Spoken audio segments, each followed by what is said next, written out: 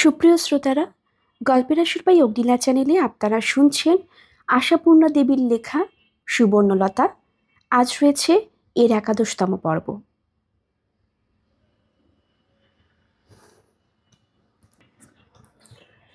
অম্বিকা কড়াই ডাল মাখা ভাতটা সপ সপ করে মুখে তুলতে তুলতে বলে, বরং বেশি। মাতৃভূমিকে মা বলা তো গুন্ডামির অধিক। সুবেলা বলে, এই হলো শুরু। মেজ বউ, তুই শোন বসে বসে, তোর মনের মতন প্রসঙ্গ।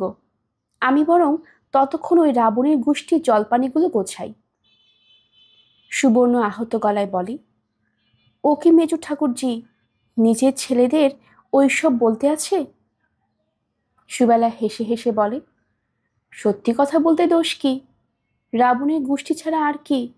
ভগবান এক মনে দিয়েছে, আমি এক মনে নিয়েছি। গোনাগুনতি করিনি, জ্ঞান চক্ষু উন্মিলন হতে দেখি আধকুড়ির কাছাকাছি। উঠে চলে যায়। সত্যি, কাজের তার অবধি নেই।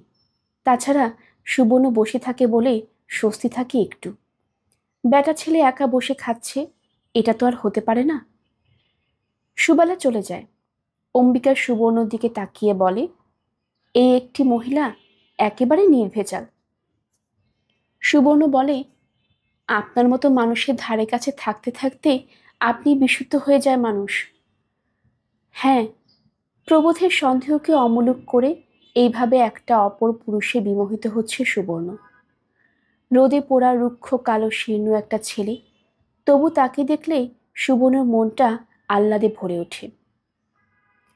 তাকে অনেক উঁচু স্তরে মানুষ মনে হয়। মনে হয় কি সুন্দর। প্রশস্তি গাইতে ইচ্ছে করে তার। অম্বিকা বলে, সেরেছে, পুলিশে ধরে নিয়ে যাবে আপনাকে। একদিন হঠাৎ বলে বসলো, আচ্ছা, শুনেছি তো আপনার 9 বছর বয়সে বিয়ে হয়েছিল। আর মনে করবেন না কিছু, দাদার শ্বশুরবাড়িটি যখন আপনার শ্বশুরবাড়ি, তখন সেখানেই স্থিতি। তবে এত সুন্দর করে কথা বলতে শিখলেন কেমন করে বলুন তো? সুবর্ণ বিমূঢ় ভাবে বলে, সুন্দর করে? হ্যাঁ, তাই তো দেখি। যা কিছুই বলেন বেশ বিদুষী বিদুষী লাগে। সুবর্ণ হেসে উঠে বলে, ওহ, লাগে? যেমন পেতলকেও অনেক সময় শোনা শোনা লাগে। অম্বিকা বলে, আপনার মতো পেতল যদি আমাদের এই সোনার বাংলার ঘরে ঘরে থাকতো, দেশ উদ্ধার হয়ে যেত। বুঝলেন, উদ্ধার হয়ে যেত। দেশ উদ্ধার? ব্যাস, এই খাতে এসে পড়ে আবেগের বন্যা।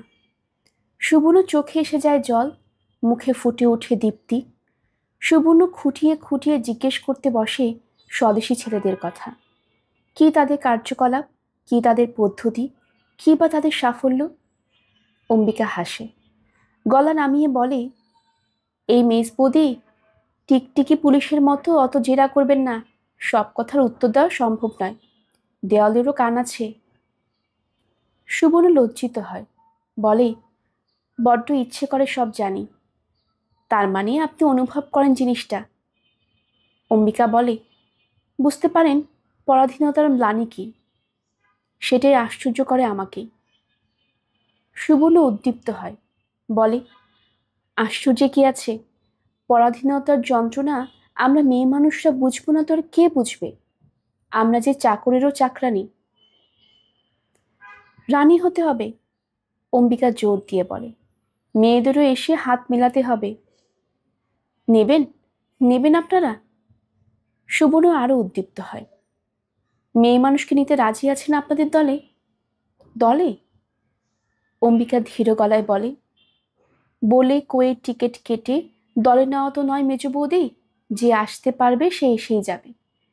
বৃষ্টি যখন পড়ে, হাজার হাজার গাছের একটা পাতাও শুকনো থাকে না, কিন্তু পাতা ধরে ধরে ভেজাতে গেলে দেশ জাগবে, মেয়েদের মধ্যে আসবে সে প্রবল প্রেরণা। আপনি দলে এসে পড়বে। করছে বই কি, অনেক মেয়ে দেশের কাজ করছে, কিন্তু থাকে আলোচনা। সুবর্ণ হতাশ গলায় বলে, আলোচনাটুকু যদি করতে নেই তো কি করে এগিয়ে যাবে মেয়েরা? আমি যদি বলি সে প্রেরণা আছে আমার? অম্বিকা আরো আস্তে বলে, বুঝতে পারছি, অনুভব করছি আছে, কিন্তু আপনার পক্ষে অসম্ভব। আপনার ছেলে মেয়ে রয়েছে। সুবর্ণ হতাশ গলায় বলে, জানি, জানতাম। আমার যেসব দিক থেকে হাত পা বাঁধা তা জানি। অম্বিকা ব্যথিত দৃষ্টিতে তাকায়, তারপর সহসাই হেসে উঠে বলে, আপনাকে দলে নেই, আর আমাদের মেজদা পুলিশে লেলিয়ে দিয়ে আমাদের জন্য ফাঁসির ব্যবস্থা করুন। ওনাকে তো দেখেই ভয় করছিল। সুবর্ণ ব্যঙ্গ হাসি হাসে, বলে, কেন? খুব তো সুকান্তি সুপুরুষ। সে কথা কোনো কাজের কথা নয়। অম্বিকা বলে, বাইরে ভেতরে এক, এ আর কজনের হয়? আমাদের সঙ্গে একটা ছেলে আছে, তাকে দেখলে মনে হবে দ্বারকাক, কিন্তু তার ভেতরটা চাঁদের মতো সাদা সুন্দর। সুবর্ণ খপ করে বলে বসে, আচ্ছা, আমাকে দেখলে আপনার কি মনে হয়? বাইরে ভেতরে দুরকম? অম্বিকা মাথা নিচু করে বলে, আপনার মতো মেয়ে আমি আর দেখিনি মেজ বৌদি। শুধু এই ভেবে দুঃখ হয়, আমাদের দেশের কত সম্পদের অপচয় হচ্ছে সর্বদা। আপনি যদি দেশের কাজে আসতে পারতেন। সুবর্ণ অভিমানে ফেটে পড়া মুখে বলে, ওসব আপনার মৌখিক কথা। এক কথায় তো নাকচ করে দিলাম। যার ছেলে মেয়ে ঘর সংসার আছে, সে একেবারে পতিত হয়ে গেছে, এই তো কথা। এভাবে সাড়া দিতে হলে যে সর্বস্ব পণ করতে হয় মেজো বৌদি, সর্বস্ব ত্যাগ করতে হয়। তুমি কি ভাবো? আবেগের মাথায় হঠাৎ তুমি বলে বসে সুবর্ণ।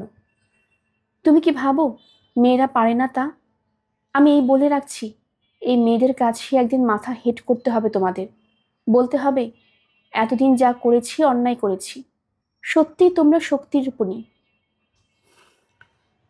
অম্বিকা এবার মাথা তুলে বলে, আপনার কথা বেদবাক্য হোক। দেশ যেদিন এ কথা বলতে পারবে, সেদিন দেশ এই অপমানের কুণ্ডু থেকে ঝেড়ে উঠবে। সত্যি ভাবুন, কি অপমান, কি অপমান! সমুদ্রের ওপার থেকে হাজার হাজার মাইল পথ পাড়ি দিয়ে এক মুঠো লোক এসে এই এত কোটি লোকের উপর উদ্ধৃত করছে। তাই দেখছি বসে বসে আমরা আর নিঃশ্বাস ফেলছি।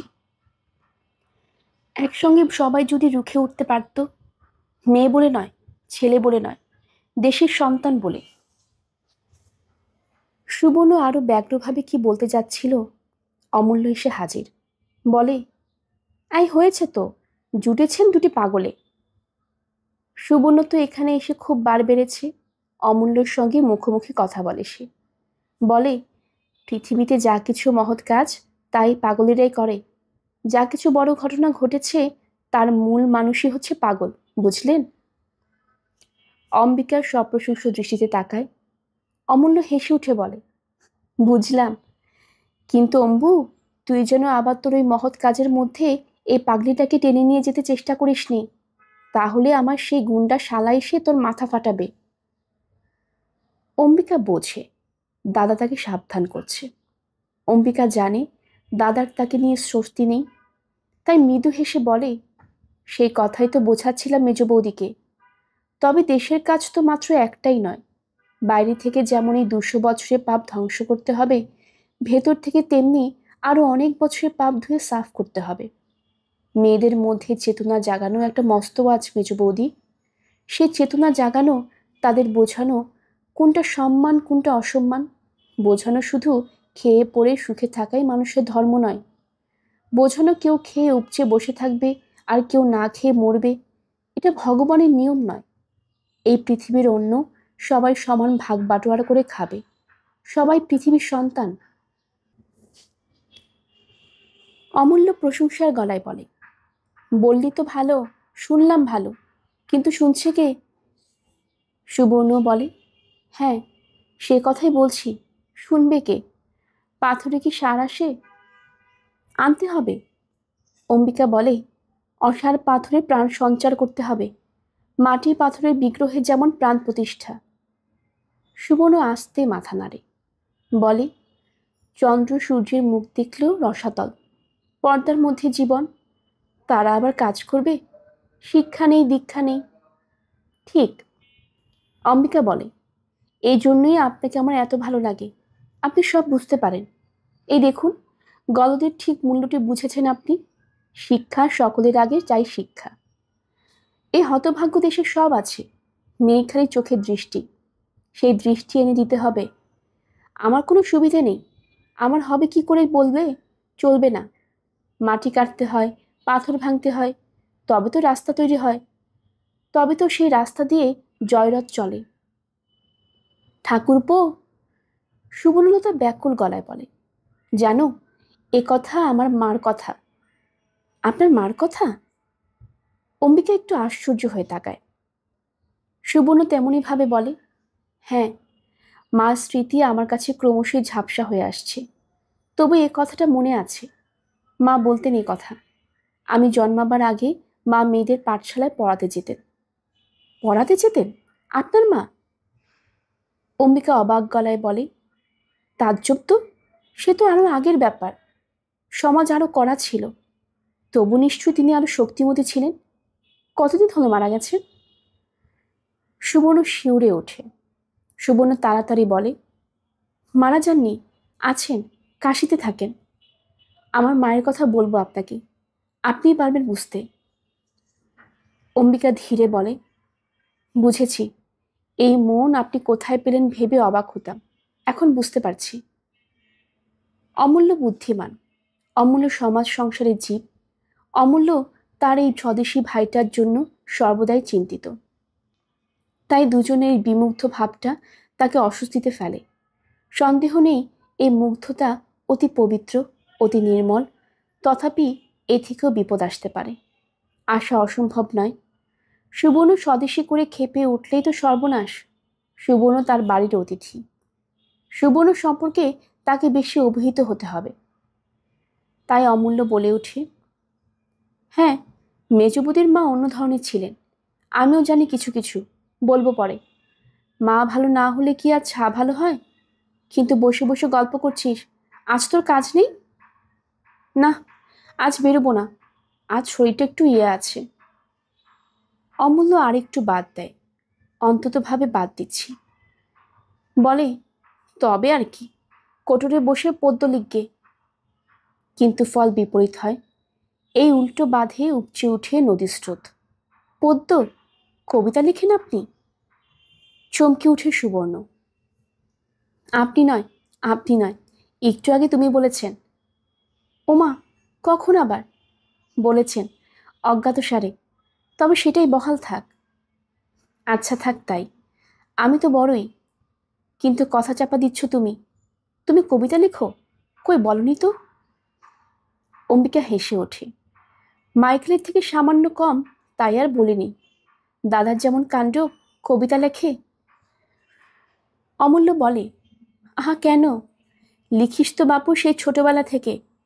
বুঝলেন, মেজ বৌদি 12-13 বছরের ছেলে, দেশমাতা নিয়ে ইহা বড় এক পদ্য। তা আপনার ননদিনী তার গুরুদেব দেওয়ারটি গুণগরিমার কথা সব বলেননি?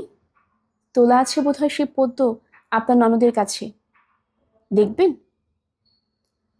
আমি সব কবিতা দেখব। ঠাকুরপো, তোমার কবিতার খাতা দেখাতে হবে। খাতা? অম্বিকা হেসে ওঠে। খাতা কোথায় পাবো? ছেঁড়া কাগজের ফালি হচ্ছে আমার ভাবের বাহন। হাতের কাছে যখন যা পেলাম। তাই দেখব। কে তুলে রেখেছে? দেখো, তুমি আমার ঠকাচ্ছ। বেশ তো, নতুন একটা লেখো। এই সেরেছে। দাদা, বুঝতে পারছো? বিশ্বাস করছেন না আমার বিদে? হাতে হাতে প্রমাণ চান? মোটেই না, আমি শুধু দেখতে চাই। তবে তো লিখতেই হয়। অম্বিকা হেসে ওঠে। দাদা আবার মাতালকে মদের বোতলের কথা মনে পড়িয়ে দিলেন। অমূল্য বলে, তবে যা, ঘরে বসে মাতাল হগে যা, চললাম আমি, ভীষণ কাজ। দুজনকে বিভোর হয়ে গল্প করতে দিতে অস্বস্তি বোধ করে অমূল্য সারার লোকের চোখের জল। চোখগুলি তো ভালো নয়, সুবালার মতো সরল আর কজন আছে। ভাইকে ইঙ্গিতটা দিয়ে কাজে চলে যায় অমূল্য। অনুমান করতে পারে না খাল কেটে কুড়িন এনে গেল। অনুমান করতে পারল না ইঙ্গিতের মর্ম বুঝবে না এরা। তার পাগলি শালাস অম্বিকার সে কোঠরে গিয়ে উঠবে কবিতা হাতড়াতে। চাপার ধারণা ভুল ছিল না। বড় মেয়ে মল্লিকাকে স্রেফ ঘুষ দিয়ে নিজেকে দিকে টেনে নিচ্ছিল উমা শশী। পুরো আস্ত একটা টাকায় ঘুষ দিয়ে বসেছিল। ঝুঁটি বাঁধা মহারানী মার্কা এই টাকাটি কবে থেকে যেন তোলা ছিল লুকানো একটা কৌটোয়। সেটি দেখিয়েছিল মেয়েকে।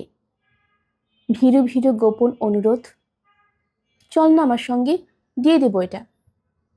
মল্লিকার লুব্ধ দৃষ্টি জ্বলে উঠেছিল বটে, তবু সে বেজার মুখে বলেছিল, আহা, তোমার সঙ্গে যাই আর তোমার ছেলের বইতে বইতে প্রাণ যাক আমার। বলেছিল, বলে দিব্যি পার পেয়েও ছিল। সাধে কি আর চাপা আড়ালে বলে, আমি যদি জেঠিমার মেয়ে হতাম 1000 গুণ ভালো হতো আমার। চাপার জেঠিমা এহেন অপমানেও জ্বলে ওঠে না, বরং আরো মিনতির গলায় বলে, ওখানে গিয়ে ছেলে বইতে হবে কেন রে? ওখানে কি আমাকে হেসেল সামলাতে হবে? শরৎদের বাড়িতে কত ঠাকুর চাকর লোকজন। ঠাকুর চাকর লোকজন সমৃদ্ধ সে বড়লোক মাস্তুতো মাসির বাড়ির লোভনীয় আকর্ষণে আর একবার মনটা টলে মল্লিকার। তবু অটল ভাব দেখায়, লোকজন তো লোকজন, তুমি তোমার সঙ্গে নিয়ে যেতে চাইলে ঠাকুমা তোমার গলা টিপে দেবে না? নিয়ে যেতে চাইলে? উমা শশী শিউরে বলে, আমি চাইব কি বল, তুই বলবি যে মন কেমন করছে। আহারে, লোকে যেন বিশ্বাস করবে। এবার উমা শশীর চোখের কোণে জলের আভাস দেখা দেয়। লোকে বিশ্বাস করবে না? মা ভাই বোনদের জন্য মন কেমন করাটা অবিশ্বাসের? মল্লিকা ঈষৎ অপ্রতিভ হয়, বলে, আর চাপি, চাপিকে যে তাহলে একলা যেতে হবে। চাপি আমার গায়ে ধুলো দেবে না? উমা শশী অতঃপর চাপির সম্পর্কে ঠাকুমার এক দেশদোষিতার উল্লেখ করতে বাধ্য হয়। বলে, চাপাকে তো মা বুকে করে রাখবেন, যত টান তো ওর উপরেই, দেখিস না? তোর অভারও টেরই পাবে না। চাপা সম্পর্কে যে মুক্তকেশীর কিঞ্চিত দুর্বলতা আছে সে কথা এরা সকলেই জানে, কিন্তু এমন স্পষ্ট অস্পষ্টে আলোচনা হয় না কোনোদিন। উমা শশী নিরুপায় হয়ে আজ সে আলোচনা করে, এক একটা দিনের উদাহরণ দেখায়, যে উদাহরণে চাপা মল্লিকার ঝগড়া মেটাতে মুক্তকেশী মল্লিকাকে ধমক এবং চাপাকে পয়সা দিয়েছে, এমন বর্ণনা আছে। ঝগড়া তা হয় বই কি দুজনের, ভাবও যত, ঝগড়াও তত। তা সে যাই হোক, শেষ পর্যন্ত মেয়েকে রাজি করাতে সক্ষম হয়েছিল উমা শশী, এবং এক পাল ছেলে মেয়ে নিয়ে রওনা দিয়েছিল ব্যান্ডেলে মাস্তুতো দিদি শরৎ শশীর বাড়িতে। যে সে দিদি নয়, দারোগা গিন্নি, কিন্তু 10টা ছেলে মেয়েকে নিয়ে প্রায় অপরিচিত মাস্তুতো ভগ্নিপতির সংসারে এলো কি বলে উমা শশী? শুভদিবা পাঠালো কোন লজ্জায়? তার জীবন মরণের কাছে আবার লজ্জা? তাছাড়া আপাতত উমা শশীর মা সুগদা বঞ্চির বাড়িতে বাস করছিলেন, অতএব মা যেখানে ছা সেখানে। শরৎ শশী অবশ্য হৃষ্টচিত্তে গ্রহণ করেছে মাসির মেয়েকে এবং তার বাহিনীকে, কারণ নিজের তার ষষ্ঠীর কৃপা নেই, অথচ ঘরে মা লক্ষ্মী উতলে পড়ছেন। এই উতলে ওঠা চেহারা আত্মজনকে দেখাতে পারাও তো একটা পরম সুখ। অবশ্য উমা শশীর ওপর একটু অভিমান তার ছিল, কারণ উমা শশীর যখন এই বছর আরো বছর হচ্ছে আর নিজে সে বন্ধাই এই সত্য স্থিরকৃত হয়ে গেছে, তখনও মাসির মারফত প্রস্তাব করেছিল উমের একটা ছেলেকে দত্তক দিতে। উমা শশী রাজি হয়নি। উমা শশী বলেছিল, এ প্রস্তাব শুনলে আমার শাশুড়ি আমার বটি দিয়ে 2খানা করবেন। সুগদা বারবার বলেছেন, তা ভাবছিস কেন? লক্ষ্মীর ঘরের ছেলেটা সুখে থাকবে, রাজার হালে কাটাবে। তুমি বলো তবে শাশুড়িকে, আমি কেন বলে দোষে ভাগী হতে যাব বাধা? তোর শাওরি বলবে, দুঃখী মাগি হয়তো বঞ্চির কাছে ঘুষ খেয়ে বলছে। অতএব প্রস্তাবটা হয়নি। শরৎ শশী তখন চিঠি লিখেছিল, বলেছিল, পাকাপাকি দত্তক না দিস, মানুষ করতে দে আমায় একটিকে, তোর 5টি আছে, আমার ঘর শূন্য। উমা শশী শিউরে উঠে সাট করেছিল এবং মার কাছে কেঁদে ফেলে বলেছিল, শাশুড়ি হয়তো রাজি হবেন, আমি পারবো না মা, যার কথা ভাবছি তার জন্য বুক ফেটে যাচ্ছে। সুগদা বিরক্ত হয়েছিলেন, বলেছিলেন, বুক তো ফাটছে, কিন্তু কি সুখেই বা রাখতে পেরেছে ছেলে পেলেকে? নেহাত মোটা চালের মধ্যেই আছে, অথচ শরতের পুষ্যি হলে তা হোক, পারবো না মা। গেরস্থ ছেলে গেরস্থ হয়েই থাক। ভগ্নদূতের বার্তা সুখদাকে বহন করতে হয়েছিল এবং মেয়ের দুর্মতিতে পঞ্চমুখ হয়েছিলেন তিনি বঞ্চির কাছে। তদ্বোধি শরৎ শশী উমা শশীর প্রতি ক্ষুণ্ণ, অথচ মা ছেলে ছাড়ল না এটাকে ঠিক অপরাধ বলেও ভাবতে পারেনি। তবে যোগাযোগও রাখিনি। এবারে যখন মান খুইয়ে নিচে এলো উমা শশী, খুশিই হলো শরৎ শশী। বলল, তবু ভালো যে দিদি বলে মনে পড়ল। তারপর খাওয়া মাখা আদর যত্নে স্রোত বহালো। সুখদা আড়ালে মেয়েকে বলেন, দেখছি তো তোর সংসার, তো বুঝলি নে, আখের খেয়ালি। এখন ওর মন বদলে গেছে, বলে ভগবান না দিলে কার সাধ্যি পায়। তবে ফিসফিস করে সুখদা, নজর ধরাতে পারলে মেয়ের বিয়েতেও কিছু সুহারা হতে পারে। এসব প্রসঙ্গ অস্বস্তিকর, কিন্তু তদপেক্ষা অস্বস্তিকর জামাই বাবু করলিকান্তর পেশাটা। পুরুষ মানুষ সকালবেলা তাড়াহুড়ো করে স্নানাহার সেরে আপিস কাছারি যায়, সন্ধ্যের মধ্যে বাড়ি ফেরে, এই উমাশিসির জানা। মেজদেওর ব্যবসা নাকি করে বটে, তবু তার আসা যাওয়া সুনিয়ন্ত্রিত। কিন্তু এ কি, না আছে আসা যাওয়ার ঠিক, না আছে না খাওয়ার ঠিক। অর্ধেক দিন তো বাড়া ভাত পড়েই থাকতে দেখা যায়, খাওয়াই হয় না। এসে বলে, অসময় আর ভাত খাবো না, দুখানা লুচি দাও বরং। তখন আবার তাড়াহুড়ো পড়ে যায় লুচিরে আলুর দমড়ে করতে। আর শুধুই কি দিনের বেলা? হঠাৎ হঠাৎ রাত দুপুরে ঘুম ভেঙে দেখে আলো জ্বলছে, চাকর বাকর ছোটাছুটি করছে, শরৎদি হাতে হাতে জিনিস নিয়ে ঘুরছে, আর জামাইবাবু পুলিশি ধরাচুরো আটছেন। চুপি চুপি দেখে জামাইবাবু বেরিয়ে যাচ্ছেন, একটা লাল মুখ ঘোড়া গাড়িতে গিয়ে উঠছেন, হারিয়ে যাচ্ছেন ঝিমঝিম করা নিকোষ অন্ধকারের মধ্যে। দেখে শুনে উমা শশীর হাত পা ঝিমঝিম করে আসে।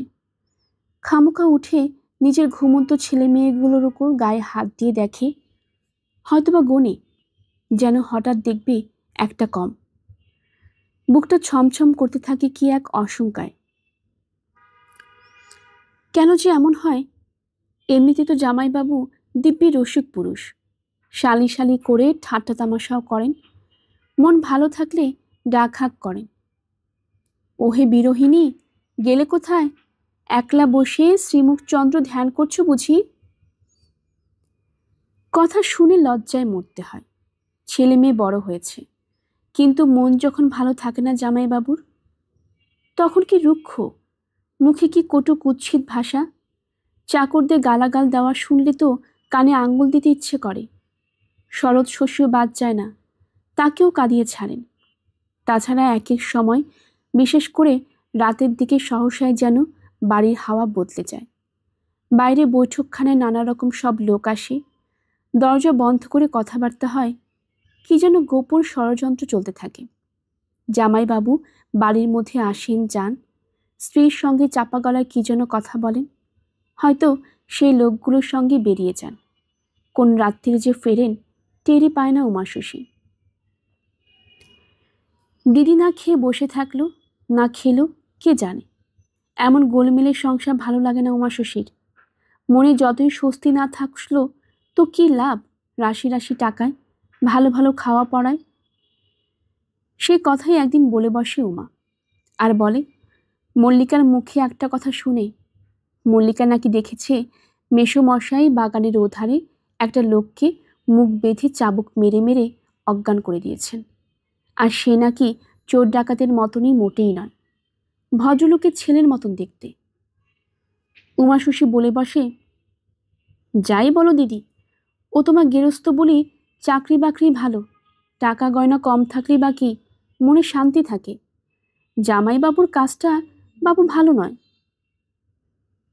সুখদা চমকে যান, আর চোখে বঞ্ঝির মুখের দিকে তাকান, দেখেন সেখানে দপ করে আগুন উঠছে জ্বলে। হয়তো কথাটা বড় আতে ঘা লাগাই বলে, হয়তো নিজেও শরৎ শস্যে অহরহ ওই কথাই ভাবে। ধুধু মরুভূমির মতো জীবনের স্তব্ধ বালভূমিতে যখন টাকার স্তূপ এসে পড়ে, তখন সে টাকাকে যে বিষের মতোই লাগে তার।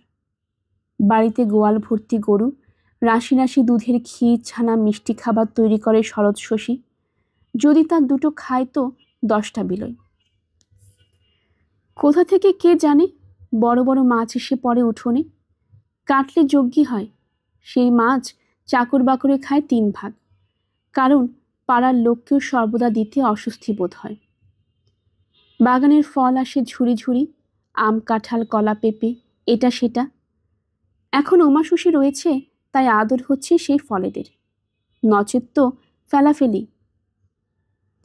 শরৎ শশীর গায়ে এবং বাক্সে গহনার পাহাড়, কিন্তু সুখ কোথায় তার? বরের মাইনে জানতে না পারলেও উমাশশীর বরের মাইনের চেয়ে কম বৈশী নয়, এই জ্ঞান শরতের আছে। তবে কিসের টাকায় এত লপচপানি করালি কান্তর? উপরে আয় তো, আর দারোগার উপরে আয় কোন ধর্মপথ ধরে আসে? ভেতরে জ্বালা আছে শরৎ শশীর, তদুপরি জ্বালা আছে স্বামীর চরিত্র নিয়ে, কিন্তু সেসব তো প্রকাশের বস্তু নয়। উমাকে আর তার ছেলে মেয়েকে খাইয়ে মাখিয়ে দিয়ে থুয়ে চোখ ধাঁধিয়ে রেখে নিশ্চিন্ত ছিল। হঠাৎ দেখতে পেল নির্বোধ উমারও চোখ ফুটেছে। কিসের শান্তি, কিসের সুখ, সেটা ধরে ফেলেছে। অতএব শরৎ শশীর চোখে দপ করে আগুন জ্বলে উঠবে, এটাই স্বাভাবিক। শরৎ শশী সে আগুন চাপা দিতেও চেষ্টা করে না, বলে ওঠে, জামাইবাবুর কাজটা ভালো নয়। ও, তবে ভালোটা কার? চোর ডাকাত খুনে গুন্ডাদের? ওলো, এই খারাপ কাজ করার লোকগুলো আছে বলেই এখনো রাজ্য চলছে, বুঝলি? নচেত অরাজক হয়ে উঠত। ভীতু উমাশশী ভয়ে কাটা হয়ে যায়। শিউরে উঠে বলে, তা বলিনি দিদি, বলছি জামাইবাবুর পক্ষে ভালো নয়। সময় নাওয়া খাওয়া নেই, দিনে রাতে জিরেন নেই, সদাই ভয় ভয়। হঠাৎ নিজেকে সংবরণ করে নেয় উমা, অলক্ষ্যে মার কাছে চিমটি খেয়ে। চিমটির সাহায্য সতর্ক করে দিয়ে সুখদা নিজেই হাল ধরেন। না ধরে করবেন কি? বলতে গেলে শরৎ শশীর সাহায্যেই মোটামুটি দাঁড়িয়ে আছেন তিনি। বছরে 2-4 মাস তো থাকেনি তার কাছে। তাছাড়া বাকি সময়টা যেখানেই থাকুন, হাত খরচটা এখান থেকেই যায়। নেহাত নাকি বদলির চাকরি করালি কান্তর, তাই এক নাগারে থাকা হয় না। ব্যান্ডেলে বদলি হয়ে এসে পর্যন্ত আছেন। এখানে যত বড় কোয়ার্টার, তত বড় বাগান, তত লোকজনের সুবিধে। এলাহি কাণ্ড। এর অধিকারিণীকে চটাবেন? হাল অতএব ধরতেই হবে। ধরেন, বলে ওঠেন, আগে কি এমন ভয়তরাস ছিল? না এত খাটুনি ছিল? সোজাসুজি চুরি ডাকাতি খুন খারাপি হতো, সোজাসুজি ব্যবস্থা ছিল। পোড়ার মুখ্য স্বদেশি ছোড়াগুলো যে উৎপাত করে মারছে, গুলি বারুদ করে ব্রিটিশ রাজত্ব উড়িয়ে দেবে, ভদ্র ঘরে ছেলে হয়ে ডাকাতি করবে, এইসব জ্বালাতেই বাচ্চার নাও খাওয়া নেই। লক্ষ্মী ছাড়া ছোড়াদের না হয় মা বাপ নেই, পুলিশ বেচারে তো ঘরে বউ ছেলে আছে। স্বদেশী স্বদেশী এই শব্দটা অনবরতই কানে আসে বটে উমাশশীর, কিন্তু স্বদেশী ছোড়াদের গুণাগুণ কি, তাদের কার্যকলাপ কি, তা নিয়ে মাথা ঘামাতে যায়নি কোনোদিন। তাই আজ একটু থতমত খায়। ভয়ে ভয়ে বলে, রাগ করো না সুনতি, এত কথা তো জানি না, তাই বলছিলাম। না, রাগের কি আছে? শরৎ শশী উদাস গলায় বলে, আগের আমলে চোরের পরিবার ভয়ে কাটা হয়ে থাকতো বর কখন ধরা পড়ে, আর এখন পুলিশের পরিবারকে সশঙ্কিত হয়ে থাকতে হয় বর কখন মারা পড়ে।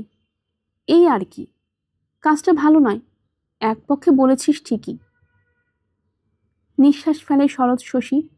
হয়তো উমার কুণ্ঠা লজ্জা ভয় দেখে মায়া হয়, তাই আগুনটা সামলে নেয়। বলে, প্রাণ হাতে করে থাকা, এই যে রাত বিরেতে বেরিয়ে যাচ্ছে মানুষ, যাচ্ছে তো সাপের গর্তে হাত দিতে, বাঘের গুহা খোঁচাতে, ফিরবে তার নিশ্চয়তা আছে, তবু বুক বেঁধে থাকতেই হবে, কর্তব্য করতেই হবে। ইংরেজের রাজত্বটা তো লোপাট হতে দেওয়া চলে না। সুখদা ফোড়ন কেটে ওঠেন। কার অন্ন খাচ্ছিস? কার হাতে ধন প্রাণ? তার ছোড়ারা ভাবছে না গো। কই পারছিস গোড়াদের সঙ্গে? শয়ে শয়ে তো জেলে যাচ্ছিস, পুলিশের লাঠিতে মুখে রক্ত উঠে মরছিস, তবু হায়া নেই। রক্ত উঠার কথায় শিউরে ওঠে উমা। আসতে বলে, জামাইবাবুর হাতে ধরা পড়েছে কেউ? পড়েনি? শরৎ শশী দৃপ্ত গলায় বলে, গাদা গাদা, তোর জামাইবাবু বলে আমি গন্ধ পাই, সমুদ্রের তলায় লুকিয়ে থাকলেও টেনে বার করতে পারি। উমা একটা নিঃশ্বাস ফেলে। জামাইবাবুর কর্মদক্ষতায় খুব বেশি উৎসাহ বোধ করে না, হলেই বা স্বদেশী ছোড়া, মা বাপের ছেলে তো বটে। আর এই সূত্রে তার মেজজায়ের কথা মনে পড়ে যায়। স্বদেশী শব্দটার উপর যার প্রাণ ভরা ভক্তি, অথচ আসলে ওই শব্দটা যে ঠিক কি তাই ভালো করে জানে না উমা। মানুষ না জিনিস নাকি কোনো কাজ, কে জানে, ঠিক ধরা যায় না। মেজ বউকে জিজ্ঞেস করতেও ভয় করেছে। ওসব কথায় এমন চড়ে ওঠে, এমন বিচলিত হয়, দেখলে ভয় করে। উমা ভাবে, থাকবে, জেনেই বা কি হবে, আদার ব্যাপারে জাহাজের খবরের দরকার কি। কিন্তু এখানে এসে জামাইবাবুর কার্যকলাপ দেখে মনে হচ্ছে একটু বুঝে জানা বোঝা ভালো, তাহলে এমন অন্ধকারে থাকতে হয় না, বুঝতে পারা যায় কোনটা পাপ কোনটা পুণ্যি। সুখদার সগৌরবে বলেন, শুনলি তো? সুখদার কথায় শরৎ শশী সচেতন হয়, বলে, থাক মাসি ওসব কথা, দেশের সর্বনাশ যে আসন্ন তা বোঝাই যাচ্ছে। গোড়ারা একবার খেপলে কি আর রক্ষে থাকবে? তবে তারা কর্তব্যনিষ্ঠ, যারা ব্রিটিশের নেমক খাচ্ছে, তারা মরবে তবু নেমক হারামি করবে না, এই হচ্ছে সার কথা। তাতে প্রাণ চলে যায় যাক। কিন্তু এইটাই কি শরৎ শশী প্রাণের কথা, নাকি সে শাক দিয়ে মাছ চাকে? কথা দিয়ে মুখ বন্ধ রাখে। ওই নির্বোধ উমাটা একই দশমাতা হয়ে অহংকারে মরছে। তারপর যদি টের পায় শরৎ শশী যা কিছু চাকচিক্য সবই ভুয়ো, যা কিছু আলোচনাকের আলো, তাহলে আর রইল কি? তার যতই শরৎ শশী তার ভাগ্যকে আড়াল করুক, ছোট ছেলে মেয়েগুলো চোখ এড়ায় না, তারা মহোৎসাহে খবর সন্ধান করতে থাকে। তারা টের পেয়ে যায় মেসোমশাই যাদের সঙ্গে চুপি চুপি কথা কন তারা হচ্ছে গোয়েন্দা। যেখানে যেখানে ওই স্বদেশী গুন্ডারা লুকিয়ে আছে সেখানে সন্ধান এনে দেয় ওরা। মেসোমশাই তখন ছোটেন সেখানে, সেই ছেলেদের চাবুক মারতে মারতে পিঠের ছাল তোলেন, লাথি মারতে মারতে পেট ফাটান, ধরে ধরে নিয়ে গিয়ে জেলে পড়েন। ভীষণ একটা উত্তেজনা অনুভব করে ওরা। নেহাত ছোট পাঁচটাকে বাদ দিয়ে দিলেও বাকি কজন আলোচনায় অংশগ্রহণ করতে পারে, আর সেই সূত্রে পাকা মেয়ে টেপি একটা প্রখর সত্য দাদা দাদিদের সামনে ধরে দেয়। মেজ খুড়ি যদি টের পেয়ে যায় আমরা পুলিশের বাড়িতে আছি, মেজ খুড়ি আর ছোবে না, আমাদের কথাই কইবে না। চমকে যায় তার দাদা দিদিরা, বলে, তাই তো রে, টেপি তো ঠিকই বলেছে। বাহ, আমরা বুঝি ইচ্ছে করে পুলিশের বাড়িতে আছি, বলল একজন।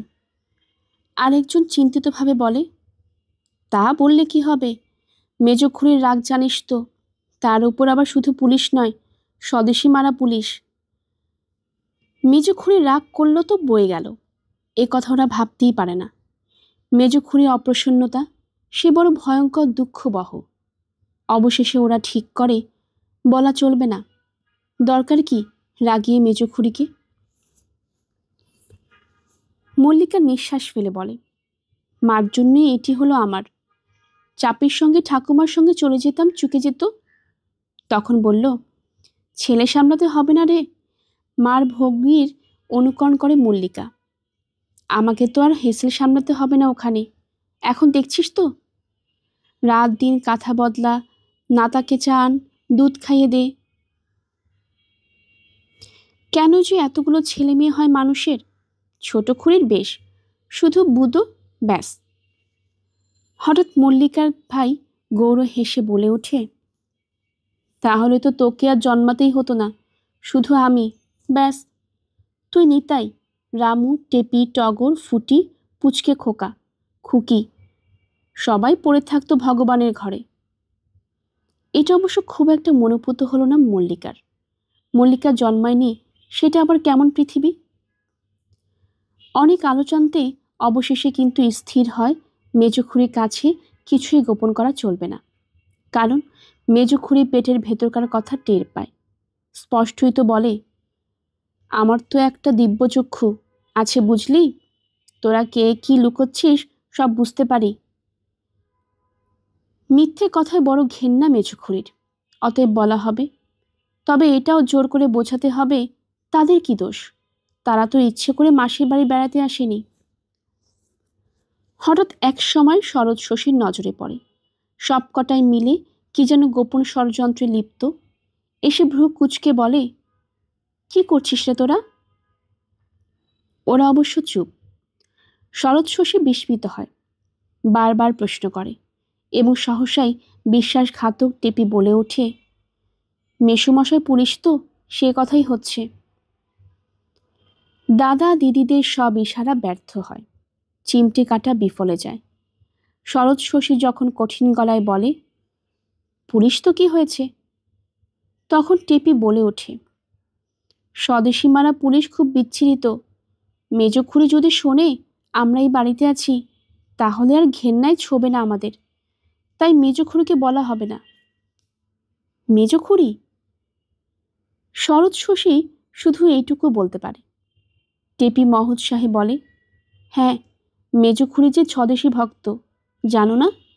পুলিশকে ঘেন্না করে, সাহেবকে ঘেন্না করে। শরৎ শশী মুহূর্তকাল স্তব্ধ হয়ে থাকে, তারপর সহসায় কঠোর গলায় বলে ওঠে, বেশ, তবে থাকতে হবে না পুলিশের বাড়ি, চলে যা নিজেদের ভালো বাড়িতে, আজই যা। স্বাধীনতা পরাধীনতা নিয়ে যে যেখানে মাথা ঘামাক, সত্যিকার স্বাধীনতা যদি কেউ পেয়ে থাকে তো পেয়েছে সুবর্ণলতার ছেলেমেয়েরা পিসির বাড়ি এসে। রাত দিন অনেকগুলো রক্তচক্ষুর তলায় থাকতে থাকতে ওরা জানত না মুক্তির স্বাদ কী, স্বচ্ছন্দ চারণের সুখ কী। কারণে অকারণে হঠাৎ আচমকা কেউ ধমকে উঠবে এমন আশঙ্কা নিয়েই তাদের জীবন। বিশেষ করে সেজ কাকা।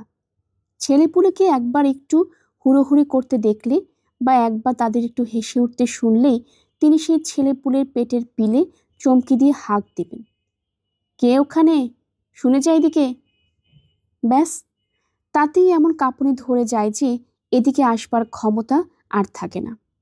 অতএব সেই না আসার অপরাধে বিলাসী শিক্কা, মোগলাই গট্টি, রামচিমটি, শ্যামচিমটি ইত্যাদি করে অনেক কিছুরই স্বাদ পেতে হয়। সুবর্ণলতা তার ছেলেদের মারে না বলেই বোধ করি সুবর্ণলতার ছেলেদের মারবার জন্য এত হাত নিষ্পিস করে সেজ কাকার। মা ঠেঙায় না ছেলেদের, এমন মেমসাহিবনা অসহ্য বলেই হয়তো সেজ কাকার মায়ের সেই মেমসাহিবিয়ানার শোধ নেন। ভাগ্নির গায়ে হাত তুলতে না হয় হাত কাঁপে, ভাইপোর গায়ে হাত তোলায় তো সেই আশঙ্কা নেই। সে আবহাওয়া থেকে এসে মাঠে মাঠে ঘুরে বেড়াচ্ছে ওরা, কাদা মাটি খড় বাঁশ পাতা লতা নিয়ে যত রকম খেলা তার সব খেলছে, পিস্তুত ভাই বোনেরা সঙ্গী। কিন্তু আসল মজা হচ্ছে এখানে এসে অবধি শুধু পিস্তুত দাদা দিদিরাই নয়, আরও একজন তাদের খেলা মহোৎসাহী সঙ্গী, তিনি হচ্ছেন মা। হ্যাঁ, মা। সুবর্ণলতা তার বয়স এবং পদমর্যাদার ভার ফেলে সমবয়সত্বে নেমে আসে, রীতিমতো যোগ দেয় খেলায়।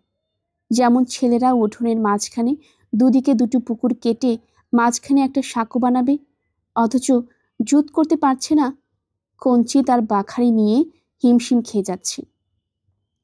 সুবর্ণলতা এসে পড়ে এবং বলে পড়ে, একগাল হেসে বলে ওঠে, আমায় যদি তোদের খেলায় নিস তো আমি করে দিতে পারি। মাকে নেওয়া না নেওয়া আবার একটা কথা নাকি? ছেলেরা কৃতার্থ মনা হয়ে বলে ওঠে, তুমি আসবে? বললাম তো, যদি নিস। নেব নেব, এসো তুমি খেলতে। অতঃপর নেমেই আসে সুবর্ণলতা, নেমে আসে শিশুর খেলা ঘরে। তোড়জোড় দেখে কে, এই একটা বাঁশ নিয়ে দিকিন, এই একটা বড় দেখে গাছের ডাল নিয়ে দিকি, এই 4টে বুনো ফুলে চারা আনতে পারিস, আলাদা একটু বাগান করব। এমন সব ফরমাস করে সুবর্ণলতা, আর সেই আদেশ পালন করে ধন্য হয় ছেলেরা। মা একমুখ হাসছেন, মা সহজ হালকা স্রোতে গা ভাসাচ্ছেন। এর থেকে আনন্দের আর কি আছে? তা আজও সে আনন্দ দিতে এলো সুবর্ণলতা। ওরা কৃতার্থ মনা হয়ে এগিয়ে আসে। সুবর্ণলতা বড় ছেলের দিকে তাকিয়ে বলে, খেলবো তোদের সঙ্গে, কিন্তু একটা শর্তে। সুবর্ণলতার মুখটা আলো আলো দেখায়। তারপর মাটি মাখতে মাখতে আসল কথাটি বলে সুবর্ণলতা, আমার তোদের অম্বিকা বাবুর বাড়িতে একবার নিয়ে যাবি? অম্বিকা কাকুর বাড়ি? পরপর দৃষ্টি বিনিময় করে হেসে ওঠে। অম্বিকা কাকুর বাড়ি? সে তো ওইটা, ওইখানে আবার নিয়ে যাওয়া কি? অর্থাৎ ওটা আবার একটা নিয়ে যাইবার জায়গা নাকি? সুবর্ণলতা কি তা জানে না? তবুও সুবর্ণলতা তার ছেলের সাহায্য প্রার্থনা করে। একা ফট করে যেতে পারে না তো, শুধু একটা পুরুষ ছেলে নির্জন ঘুরে যাওয়া। ছেলে একটা সঙ্গে থাকাই ভালো, তাই কৌতুক কৌতুক মুখ করে নিয়ে বলে, তা জানি রে বাপু, তবু চল না, মানে খেলার শেষে। আজকের খেলা একটা সত্যিকার বাড়ি তৈরি। গতকাল অনেক মাটি মেখে ছোট ছোট চৌকো চৌকো ইট তৈরি করে রেখেছিল। আজ সেইগুলো জুড়ে জুড়ে সত্যিকার পাকা বাড়ি করা হবে। প্ল্যান সে তো মাথাতেই আছে। ছোট ছোট সেই ইটগুলো রোদে ভাজা ভাজা হয়ে শক্ত হয়ে গেছে। সুবর্ণলতা সেগুলি নাড়তে নাড়তে বলে, এই ঠিক কাজ করছিস। ইট তৈরি করে নিয়ে তবে বাড়ি বানানো খুব ভালো, মজবুত হয়, কারণ শুধু কাদার দেওয়াল নেতিয়ে পড়ে। তারপর ইটের পর ইট সাজিয়ে দেওয়াল তুলে দেয় সুবর্ণ ওদের। তৈরি হয় শোবার ঘর, খাবার ঘর, রান্নাঘর, ভাড়ার ঘর, ঠাকুর ঘর। ভানু পুলকিত গলায় বলে, মা, কিরে, তুমি আর জন্মে বোধ হয় মিস্ত্রি ছিলে। সুবর্ণ হেসে ওঠে, তা ছিলাম হয়তো। তারপর সুবর্ণ কাদামাটির হাত ধুতে ধুতে বলে, এবার তবে চলো। অকৃতজ্ঞ ভানু অনিচ্ছা মন্থর গতিতে চলে। এইমাত্র মা তাদের বাক্যদত্ত করিয়ে নিয়েছে তাই, নচেত কে চায় এই খেলা ফেলে অম্বিকা কাকার বাড়িতে যেতে, যে অম্বিকা কাকাকে নিত্য দেখতে পাওয়া যায়? তবু চলে। সুবর্ণলতাও যায়। সুবর্ণলতার বুকটা দূর দূর করে, মনটা ভয় ভয়, উত্তেজিত উত্তেজিত, যেন বিরাট এক অভিযানে বেরিয়েছে সে। কবিতার সন্ধানে অম্বিকার বাড়িতে এসে হাজির সুবর্ণলতা। সংসার জ্ঞানহীন অম্বিকাও কিঞ্চিত বিপন্ন না হয়ে পারে না, এতটা সেও আশা করেনি। বাড়ি বাড়ি তাই বলতে থাকে, কি মুশকিল বলুন তো, আপনি নিজে এলেন, হুকুম হলে গন্ধবান্ধব পর্বতটাই বয়ে নিয়ে যেতাম। তারপর হেসে ফেলে বলে, অবশ্য তারপর নিশ্চয়ই হতাশ হতেন, বিশল্য করণীয় চিহ্ন খুঁজে পেতেন না। কিন্তু কি পেত আর না পেত সে কথা ভাবতে বসছে না সুবর্ণলতা। সুবর্ণলতার রন্ধনিশ্বাসে আর দুরন্ত আবেগে একটা ধূলি দূষরিত সেলফের মধ্যে রাখা প্রায় জঞ্জাল সদৃশ কাগজের স্তূপ হাতড়াচ্ছে। প্রকাণ্ড সেলফটার তাকে তাকে নেই হেন জিনিস নেই। খবরের কাগজে কাটিংয়ের ফাইল, ইংরেজি বাংলা নানা পত্রিকার সম্ভার, গোছা গোছা প্রবন্ধের পাণ্ডুলিপি, ক্যালেন্ডার, হ্যান্ডবিল, চিঠিপত্রের রাশি, কি নয়। এর মধ্যে থেকে কবিতা উদ্ধার করতে হবে, তাও খাতায় নয়, খুচরো কাগজে লেখা। সুবর্ণলতা সব উল্টোতে থাকে। অম্বিকা ব্যস্ত হয়ে বলে, দেখছেন কি অবস্থা? সৃষ্টির আদি থেকে ধুলো জমে চলেছে, পরপর কেবল চাপানোই হয়, নামানো তো হয় না কোনো দিন। পদ্য টদ্য এই জঙ্গলের মধ্যে রাখো কেন? ক্ষুব্ধ আবেগে বলে সুবর্ণলতা। পদ্যই বলে, কবিতা বলতে হয়, বললে ভালো শোনায়, অত খেয়াল করে না।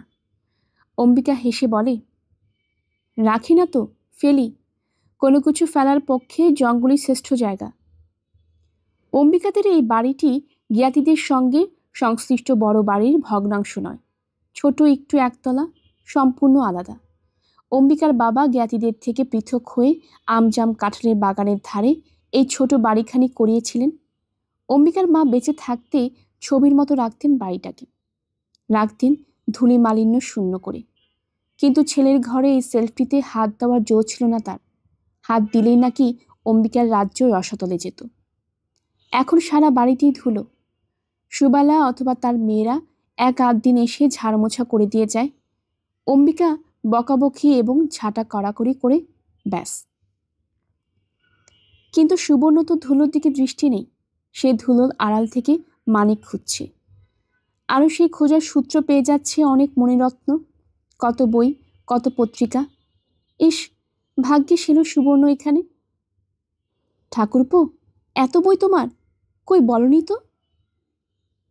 অম্বিকা অপ্রতিভ হাস্যে বলে, বই দেখে এত খুশি হবেন জানি না তো। জানো না? বাহ। সুবর্ণ বলে ওঠে, আমি কিন্তু এগুলো সব পড়ব, রয়েছে তো এখনো, পড়ে নেব তার মধ্যে। অম্বিকা হাসি, পড়লে তো বেঁচে যায় ওরা, ধুলোর কবরের মধ্যে পড়ে আছে, উদ্ধার হয় তার থেকে। সুবর্ণ দীপ্ত প্রসন্ন মুখে বই বাঁচতে থাকে এবং বেছে বেছে প্রায় গন্ধ মাধুনী করে তোলে। আলো জ্বালা মুখে বলে, এই আলাদা করা থাকলো, কিছু কিছু করে নিয়ে যাব, আবার পড়ে পড়ে রেখে যাব। অম্বিকা বলে, জিনিসগুলো এত অকিঞ্চিতকর যে বলতে লজ্জা করছে, রেখে না গেলেও ক্ষতি নেই, নিয়ে যেতে পারেন। রাখলে ওই মলার ছেঁড়া ধুলো মাখা কাগজপত্রগুলো কৃতার্থ হয়ে যায়। সুবর্ণ এবার হাসি মুখে বলে, অতই কাজ নেই, একবার পড়তে পেলেই পড়তে যাই, এতদিন রয়েছি জানি না কি চাই। জানলে তো রোজ এসে হানা দিতাম। উফ, আজও যাই ভাগ্যে এসেছিলাম। আলোয় উদ্ভাসিত হয়ে ওঠে সুবর্ণলতার চোখ মুখ সর্বায়ব। অম্বিকার সুবর্ণলতার মা সত্যবতীকে দেখেনি, তাই সহসা অনুভব করতে পারে না এই আলোর উৎস কোথায়। অম্বিকা অবাক হয়, অম্বিকা বোধ করি অপ্রতিভও হয়। যেমন সুনলতা যে এতদিন টের পায়নি অম্বিকার ঘরের সেলফে 4টি মলার ছেঁড়া সেলাই টিলে পত্রিকা আছে, সেটা অম্বিকারই ত্রুটি। সে অপ্রতিভ মুখে বলে, আমারই উচিত ছিল আপনাকে দিয়ে আসা। সুবর্ণলতা সরল আনন্দে হেসে ওঠে, হোমা, তুমি কি করে জানবে যে তোমাদের মেজবৌদি এমন বই হ্যাংলা? কিন্তু তা তো হলো, যার জন্য এলাম তার কি? তোমার পদ্যের খাতা কোথায়? কি মুশকিল, বললাম তো, খাতা টাতা নেই। কদাচ কখনো প্রাণে জাগলো কিছু, হাতের কাছে যা পেলাম তাতেই লিখলাম, তারপর কোথায় হারিয়ে গেল। কখনো না, তুমি ঠকাচ্ছ। আরে না, বিশ্বাস করুন। অম্বিকা হাসে, এই যে তার সাক্ষী। হঠাৎ বালিশের তলা থেকে টেনে বার করে কয়েক টুকরো বালির কাগজ, হেসে হেসে বলে, কাল রাত্রে হচ্ছিল খানিকটা কবিত্ব, কই দেখি দেখি।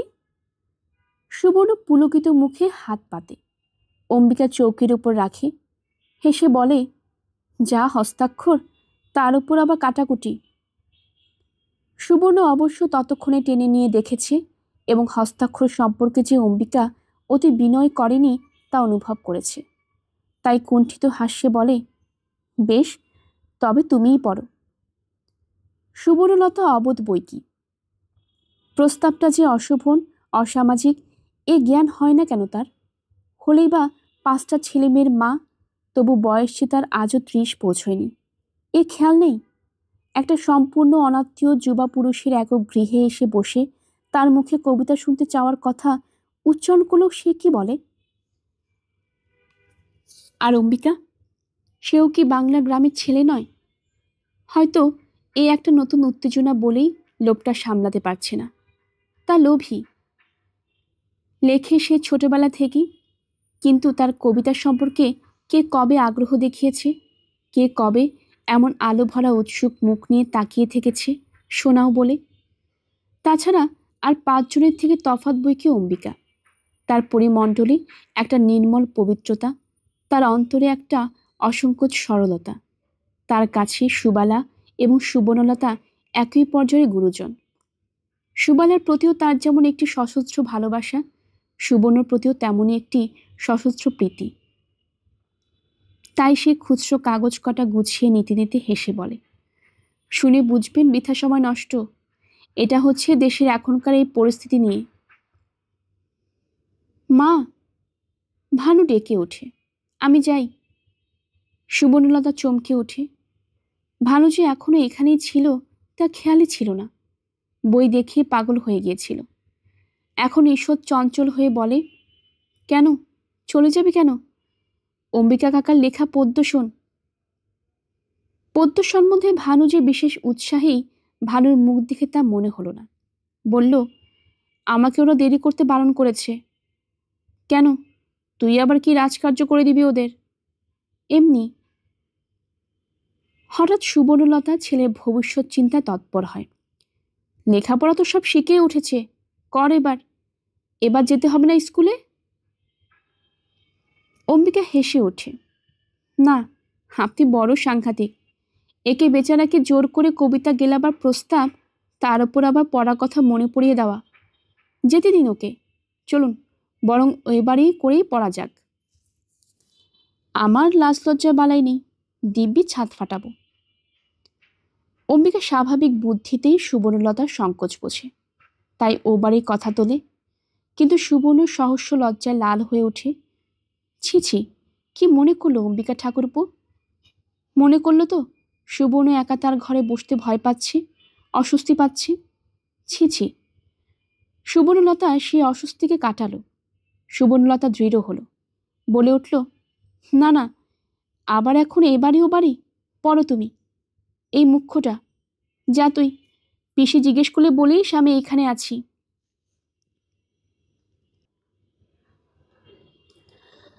গল্পের আসর বাই অগ্নিলা চ্যানেলে আপনারা শুনছিলেন আশাপূর্ণা দেবীর লেখা সুবর্ণলতা। আসছিল এর 11তম পর্ব। আপনারা যারা নতুন আমাদের চ্যানেলটি শুনছেন, আশা করছি আপনাদের সবার কাছে ভালো লাগছে। ভালো লেগে থাকলে কাইন্ডলি সাবস্ক্রাইব করবেন। পরবর্তী পর্ব শোনার জন্য আমন্ত্রণ জানানো হলো। সবাই ভালো থাকবেন। ধন্যবাদ।